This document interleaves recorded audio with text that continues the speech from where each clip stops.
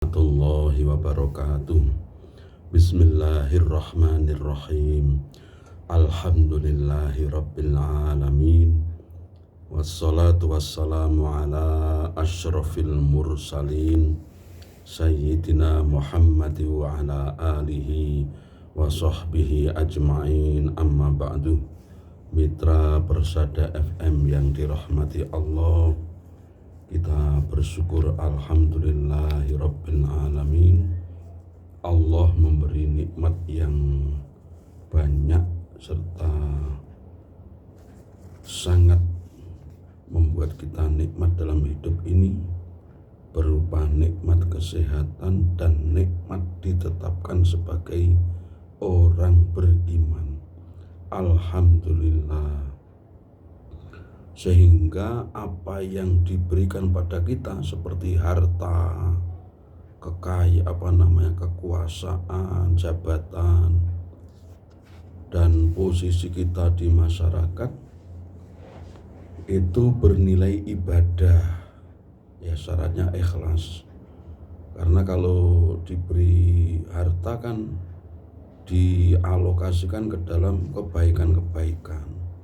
Kalau diberi jabatan, maka jabatan itu dianggap sebagai amanah, maka diamalkan atau dilaksanakan, dan itu merupakan bagian dari ibadah.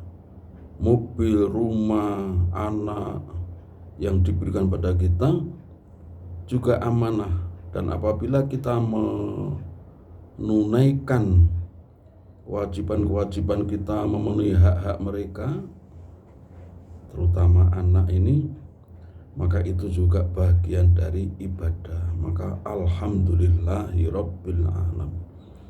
Mitra Persada, hari ini kita mempelajari firman Allah di dalam surat An-Nahl di juz 14 Al-Quran Al-Karim kita. Kita sudah sampai ayat 14. Hari ini surat An-Nahl ayat 15 dan seterusnya. Mari kita cermati. Panjenengan ingkang kagungan Al-Quran, monggo diambil, dibuka juz 14 surat An-Nahl. Ini masih ayat-ayat awal. Kita bacakan ayat 15. A'udzu billahi minasy syaithanir rajim. Bismillahirrahmanirrahim. Wa alqa fil ardi rawasiya an tamida bikum wa anhara wa subulan la'allakum tahtadun. Wa alqalan numibake sapa Allah, tegese Gusti Allah mewujudkan fil ardi ing dalam bumi, rawasiya ai jibalan. Rawasiya itu beberapa gunung-gunung, sawabita kang tetep kabeh. Artinya gunung itu kan merupakan paku bumi. Kalau tidak ada gunung, maka bumi ini akan goyang-goyang gitu. Ini an Allah tamida ing yento ora goncang tataharroka, ora bergerak apa bumi, bikum kelawan sira kabeh. Jadi Gusti Allah membuat gunung itu salah satu fungsinya untuk makoni bumi, supaya bumi ini tidak goncang. Jadi Masya Allah, ya, gunung itu bukan makhluk yang tidak bermanfaat. Bahkan namanya Gunung Uhud. Gunung Uhud itu bisa diajak berbicara. Artinya Kanjeng Nabi pernah berbicara, berkomunikasi dengan Gunung Uhud, Sewaktu beliau sama Sayyidina Umar sama yang lain di atas Gunung Uhud, kemudian Gunung Uhud itu bergerak begitu. Maka Kanjeng Nabi bersabda, "Hai gunung, diamlah." Akhirnya Gunung Uhud ya diam. Nah, salah satu keterangan Gunung Uhud adalah salah satu gunung yang ada di surga. Ada gunung juga yang ini salah satu keterangan. Dan Gunung Uhud itu menjadi saksi peperangan yang ya menewaskan kaum muslimin, yang membuat kaum muslimin syahid seperti Sayyidina Hamzah. Kemudian juga ada penduduk Madinah yang menjadi sahabat Kanjeng Nabi. Dia melakukan suatu dosa, kemudian dia menyesalinya itu pokoknya dipikir betul, merasa menyesal betul. Akhirnya dia naik gunung. Nah, di Madinah ini gunungnya kan Gunung Uhud. Dia naik gunung, tidak mau kembali ke rumah sebelum diterangkan bahwa dia sudah diampuni. Wah, itu Kanjeng Nabi ngutus sahabat Umar dan yang lain mencari. Dia nggak mau. Ternyata diajak, dibujuk untuk pulang, nggak mau. Saya nggak mau kalau belum tobat saya diterima oleh Allah karena saya berdosa. Padahal dia melakukan dosanya sekali. Kemudian ya dapatlah kabar bahwa kesalahan atau dosanya ini diampuni. Kemudian dia mengucapkan Allahu Akbar begitu. Nah, setelah itu dia meninggal dunia. Ini menjadi pelajaran bagi kita. Apabila kita berdosa, hendaklah bertaubat. Ini menunjukkan juga seorang yang melakukan dosa walaupun satu kali, ternyata dia punya cita-cita tidak mau pulang sebelum diampuni dosanya tadi. Nah, inilah kisah-kisah para sahabat dahulu. Jadi gunung itu berguna untuk makoni bumi supaya bumi tidak bergoncang. Nah, tujuannya apa? Tujuannya manusia yang ada di atas daratan ini, yang di atas bumi ini nyaman hidupnya, nyaman. Masya Allah. Jadi Allah itu baik sekali pada kita, ya. Baik sekali. Dulu Nabi Adam itu kan berbuat dosa sekali saja dikeluarkan dari surga. Nah, kita ini berbuat dosa berkali-kali tidak pernah pindah dari rumah kita kan. Pulangnya ke rumah kita, pulang ke rumah kita, mau makan. Yang kedua, Nabi Adam karena dosa itu dia berpisah dengan Siti Hawa sekian tahun lamanya, tidak bertemu. Nah, kita ini yang berbuat dosa ya tetap saja bertemu dengan istri atau suami kita, padahal kita berbuat dosa. Masya Allah. Ini adalah kemurahan Allah kepada umat Muhammad Sallallahu Alaihi Wasallam. Kita harus bersyukur sekali. Cara nyuceni atau membersihkan dosa-dosa ya dengan bertaubat. Dan waktunya itu kesempatannya lama sekali, alokasi waktunya bertaubat ini. Sampai bertahun-tahun, pokoknya sebelum meninggal itu masih diterima. Pokoknya umat Muhammad ini mempunyai kelebihan keistimewaan yang bukan main ya, bukan main. Berbuat salah ditunggu taubatnya, beramal sedikit pahalanya berlipat-lipat. Wa ja'ala fiha lan dadekake sapa Allah fiha ing dalam bumi anharon ing pira-pira kali, beberapa sungai kanili kaya sungai Nil.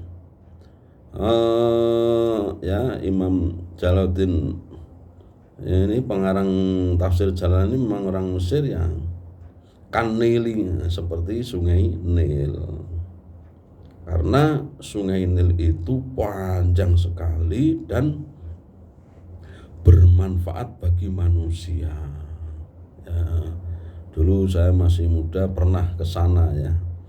Pernah foto di atas jembatan. Jembatannya itu jembatan di atas sungai Nil. Saya pernah berfoto di sana. Masya Allah, ini ya gratis, yang biayai negara. Alhamdulillah. Cuma yang belum berhasil itu melihat patungnya, melihat Fir'aun. Fir'aun itu kan diawetkan, itu belum sempat sana.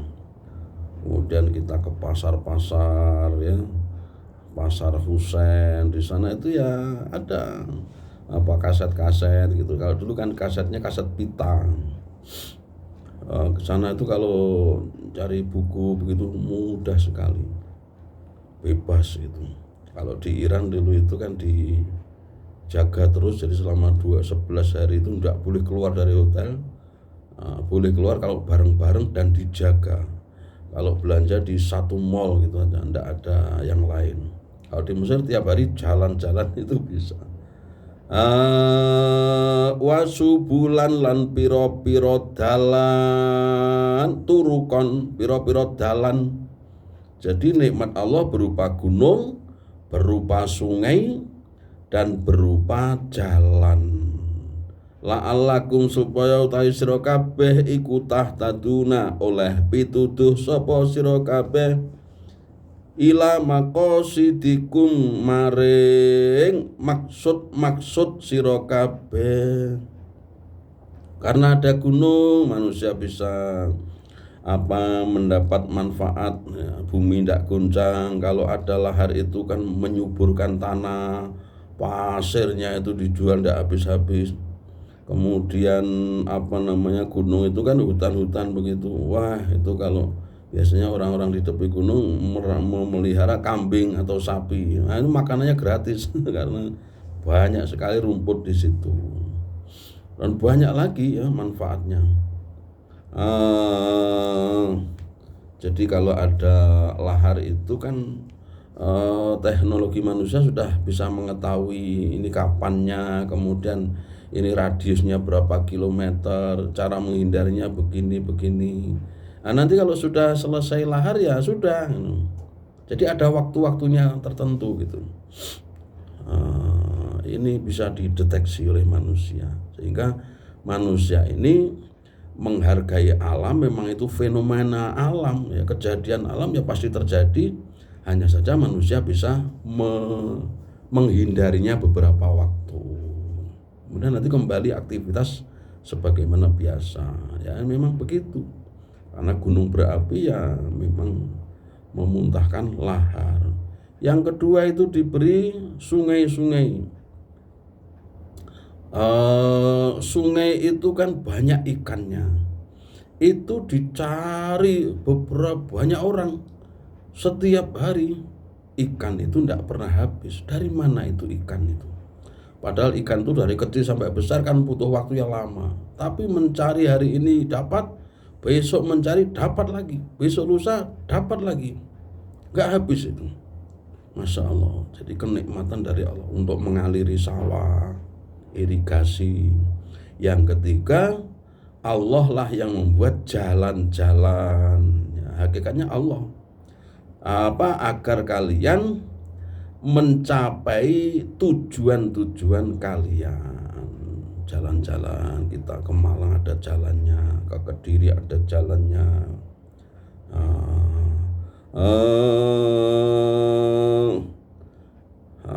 wa alamatin lan piro-piro alamat, piro-piro tondo tastadilluna gawe petunjuk sapa sira kabeh biha kelawan alamat alat turuki ing atase pira-pira dalan kal jibali kaya gunung bin nahari kelawan rino.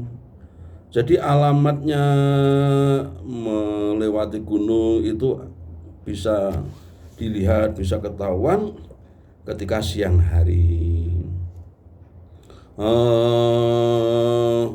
La'al wabin najmi lan kelawan lintang bimakna an-nujum lan makna pira-pira lintang hum utawi wong akeh iku yahtaduna oleh pitutu ila turuki maring pira-pira dalan wal qiblati lan kiblat bilaili ana ing dalem wengi karena ada bintang-bintang di langit maka manusia bisa mengetahui kiblat, bisa mengetahui jalan-jalan. Kalau dulu itu kan pakai perahu ya, perahu itu ya pedomannya bintang itu. Kalau sekarang sudah ada kompas, sudah ada alat-alat canggih. Nah, dulu seperti itu, termasuk untuk mengetahui kiblat, karena Allah menciptakan bulan, bintang itu manusia bisa mengetahui hari dan tahun, hari, bulan dan tahun. Ini manusia, kecanggihan manusia.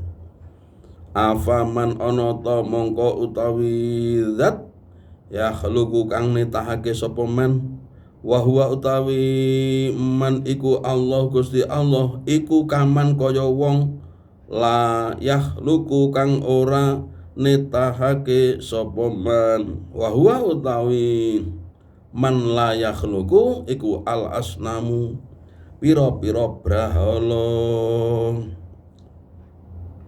Jadi Allah bertanya, apakah zat yang bisa menciptakan gunung, sungai, jalan, bintang itu sama seperti berhala-berhala itu? Wah, ini orang manapun ya pasti menjawab, ya tidak sama. Wong berhala itu dikeprok menengah ya. Dikasih makan tidak mau makan, dia hanya diem saja. Berhala itu loh yang dibuat dari batu itu, karena dia makhluk Allah dan benda mati, sehingga nanti di akhirat urup-urupin rokok itu berupa manusia dan batu yang disembah-sembah atau lainnya. Jadi jelas berbeda kemampuan dari zat yang bisa menciptakan, yaitu Allah, bisa menciptakan gunung, sungai, bintang, jalan-jalan dan seterusnya. Sedangkan berhala sama sekali tidak mempunyai kemampuan. In tad'uhum la yasma'u du'akum walau sami'u mastajabu lakum wa yaumal qiyamati yakfuruna bisyirkikum. Ini sudah pernah saya sampaikan. Tidak bisa, walaupun mendengar tidak bisa ngijabai. Walaupun dia bisa mengijabai, walaupun dia bisa mendengar, tidak bisa mengijabai. Dia itu tidak bisa mendengar. Kalaupun bisa mendengar, tidak bisa menuruti kemauan penyembahnya, pemintanya. Wa yaumal qiyamati yakfuruna bisyirkikum, hari kiamat nanti dia akan mengingkari penyekutuan kalian. Afala tatadzakkaruna ana ta mongko ora angen-angen sira kabeh hadza ing iki fatuk minuna mongko iman sapa sira kabeh. Jadi Allah itu di dalam menjelaskan supaya manusia ini mau menyembah Allah, mau beribadah itu dengan berbagai cara ya. Dengan berbagai cara. Misalnya Allah membuat air ini mengalir, Allah membuat gunung, Allah membuat bintang, Allah membuat apalagi yang semuanya mengantarkan manusia yang berakal itu mikir, oh iya ya, ini kok bisa begini. Kita lihat ya, mitra persada, sidik jari kita itu tidak ada yang sama. Seluruh dunia ini tidak ada yang sama.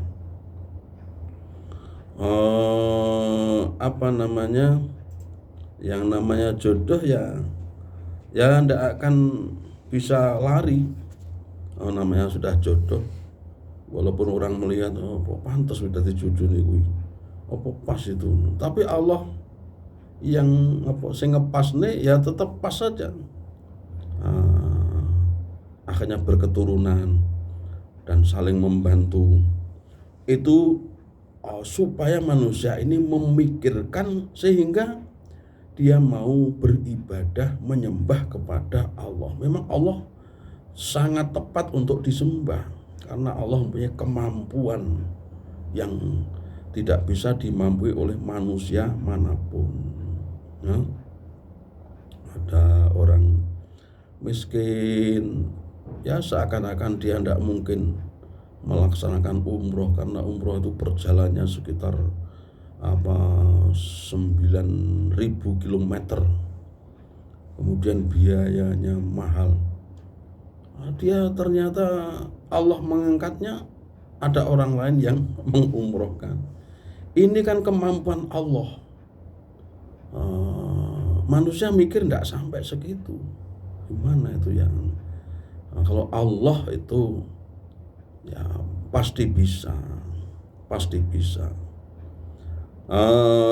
Wa in ta'udu. Kemudian di ujung-ujung ayat dari ini, wa in ta'udu lan lamun ngitung sapa sira kabeh nikmatallahi ing nikmate Gusti Allah, la tuhsu mongko ora bisa ngitung sira kabeh ha ing nikmatallah tatbituha. Jadi la tutbituha, tidak bisa mengukur, menghitung. Fadlan antutiku syukroha, fadlan luweh antutiku yento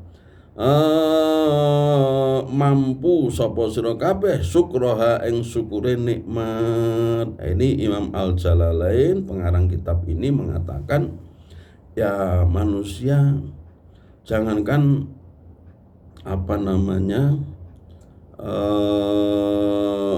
menghitung nikmat, dalam rangka mensyukuri nikmat saja tidak mampu manusia ini. Jadi masih kebanyakan nikmat dibanding syukur kita. Maka kita merasa kekurangan, merasa kurang karena Allah itu baiknya berlebih, kita belum seberapa bersyukurnya. Maka di sini kita senantiasa meningkatkan kebaikan. Kalau kita salah, kita minta ampun. Jadi kalau kalian menghitung nikmat Allah, tidak mungkin bisa. Lebih-lebih apabila kalian mensyukurinya. Ngitung nikmat aja tidak bisa, apalagi mensyukuri nikmat tersebut. Nikmat Allah itu Masya Allah. Kita berjalan ke suatu tempat, kita dimudahkan dengan adanya bensin. Kita mau beli apa, ternyata di saku kita ada uang. Dari mana uang itu? Allah lah yang memberi. Manusia diberi kelebihan, diberi bakat-bakat tertentu. Disitulah sarana memperoleh nikmat. Nah, kalau manusia itu bakatnya sama ya gimana? Makanya diberi bakat yang berbeda-beda. Itu sumbernya rezeki di situ. Kemudian kembali syukurnya kepada Allah. Innallaha setuhune utawi Gusti Allah iku la ghafurun yakti akeh pangapurane, rahimun tur akeh welase, akeh asihe, haitsu yan'amu sekirane paring nikmat sapa Allah alaikum ing atase sira kabeh taksirakum ing ngimbangi utawa bandingi pepeka sira kabeh wa isyanakum lan maksiat sira kabeh. Jadi Allah itu maha mengampuni, asih terhadap kita. Itu dibuktikan Allah memberi nikmat kepada kita, padahal kita ini pepeko, kita ini sembrono, bahkan kita ini durhaka atau maksiat. Jadi kalau manusia maksiat tetap saja diberi makan, diberi fasilitas. Orang yang taat dia diberi sama, diberi rezeki juga. Nah, ini memang di dunia ya seperti itu. Ini adalah pengaruh yang besar dari sifat Rahmannya Allah. Fa'lan, jadi wajahnya fa'lan. Itu seperti takban, capek, ghadban, marah, apalagi sakron, mabuk. Itu sementara semua. Jadi gila, ngantuk, capek, marah, itu tidak selama-lamanya, tetapi ada batas waktunya. Maka Rahman, Allah Maha Pengasih itu ya kepada semua hambanya dibatasi ya hanya di dunia saja, di dunia ini. Di dunia ada, karena ada akhirnya ya namanya tidak lama. Pak Nasaruddin itu menghitung ya, kalau di akhirat itu sehari di sana sama dengan berapa? 500 tahun apa 1000 tahun di dunia. Berarti hidup kita ini ya hanya sekitar 1,5 jam. 1,5 jam itu saja untuk maksiat, untuk tidur, untuk di sana itu selama-lamanya. Ya Sayyidina Utsman radhiyallahu anhu, beliau itu kalau mengikuti majelis-majelis ilmu Kanjeng Nabi tidak pernah nangis. Beliau ketika di rumah tangga tidak nangis, tapi ketika di kuburan beliau menangis. Kenapa? Karena beliau menjawab, ya kalau saya baik, disabdakan Nabi saya ini ahli surga tanpa hisab, yaitu ya saya paham dan saya senang sekali. Tetapi suatu saat kan saya pasti melewati kuburan ini. Manusia itu mau ke akhirat kan lewat kuburan dulu. Nah di kuburan ini ada apa? Berapa lamanya? Ya Allah, kita bayangkan. Mudah-mudahan kita ini mendapat nikmat kubur, dijauhkan dari siksa kubur. Innallaha laghafurur rahim. Wallahu ta'ala Gusti Allah iku ya'lamu mudanani sapa Allah ma ing barang tusiru nakang nyamarake sira kabeh wa malan barang tuklinu nakang ngedengake sira kabeh. Allah mengetahui yang kita nampakkan maupun yang kita sembunyikan. Yang orang lain tidak tahu, Allah tahu. Yang kita nampakkan orang lain tahu, Allah tetap tahu. Yang kita sembunyikan orang lain tidak tahu, tapi Allah tahu. Maka dengan begitu manusia ini selalu waspada, selalu berhati-hati di dalam berkata-kata, di dalam berbuat, di dalam mikir, angan-angan, itu semua kalau bisa kebaikan gitu. Nah, dengan cara melihat orang-orang yang lebih sukses daripadanya dalam urusan ibadah. Kalau urusan dunia ya dianjurkan melihat orang yang di bawahnya supaya apa? Dia tambah bersyukur. Mitra persada dimanapun berada, mudah-mudahan Allah memberi kita panjang umur, amin. Kita sehat walafiat, amin. Dan rezeki yang kita terima barokah, amin. Semua yang kita inginkan dipenuhi, diijabi oleh Allah Subhanahu wa taala. Amin amin amin. Wallahul muwaffiq ila aqwamit thoriq. Wassalamualaikum warahmatullahi wabarakatuh.